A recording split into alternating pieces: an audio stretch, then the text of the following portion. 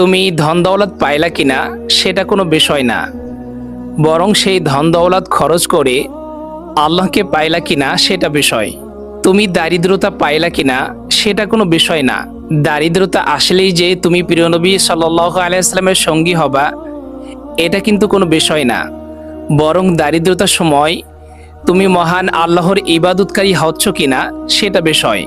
দারিদ্রতা দিয়ে তুমি মহান আল্লাহকে পাইছো কিনা সেটা বিষয়।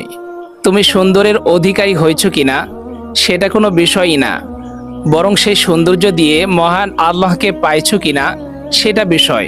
সৌন্দর্য দিয়েই যদি মহান আল্লাহকে পাওয়া যেত তাহলে অসংখ্য নাস্তিক, মুরতাদ, বেঈমান, কাফের, ইহুদি, খ্রিস্টানরাও মহান আল্লাহকে পেয়ে যেত।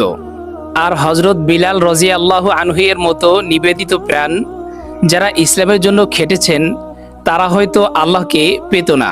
সুতরাং তোমার স্কিন কালার, তোমার সৌন্দর্য, তোমার স্মার্টনেস, তোমার কথা বলার ধরন, এগুলোর কোনোটাই আসলে মহান আল্লাহ তাআলাকে পাওয়ার সাথে সম্পৃক্ত নয়।